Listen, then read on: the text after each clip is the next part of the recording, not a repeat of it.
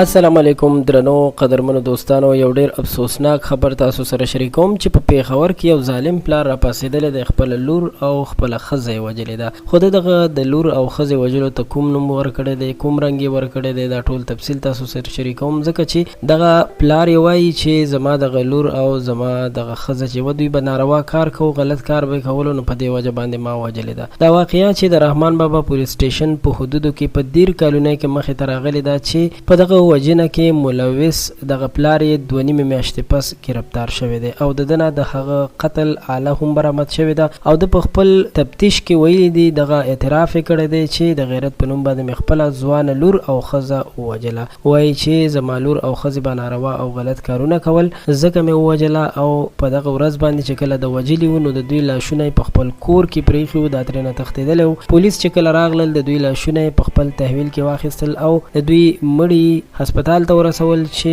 د پوسټمارټم نه پس د معلوماتو شول چې دوی وجل شوي دي. نو د هغې نه پس دغه خاوند یې هم تښتېدلی و چې بیا وروسته 2 نیمې میاشتې پس یې دغه خاوند یعنې د دې جینۍ پلار ونیول شو، ځکه چې دا په لالشیر ګړی کې د دغه پلار یعنې د دې جینۍ پلار نیول شوی و چې پولیسو دغلته کاروایي وکړله او دغه ظالم یې ګرفتار کړی دی. خو هغه چې کومه خبره کوي نو ټول خلک ورته حیران دي چې آیا دغه ښځې او دغه لور به یې ولې او څنګه ناروا کارونه کول. ډېره افسوسناکه واقعه ده. یقینا چې په خپل اولادونو په خپله کورنۍ باندې خیال ساتل پکار دي. کله چې خپلو بچو ته ډېره ازادي ورکړل شي نو بیا داسې حالات، داسې واقعات هم مخې ته راتلی شي. ستاسو هم مننه چې تاسو موږ سره د ویډیو تر اخره پاتې شوئ. زموږ چینل سبسکرایب کول مو هیر نه شي چې په آینده وخت کې زموږ راتلونکي ویډیوګانې، راتلونکي معلومات تاسو ته په وخت ورسي. تر بیا مو په الله سپارم، د خپل ځان ډېر خیال ساتئ.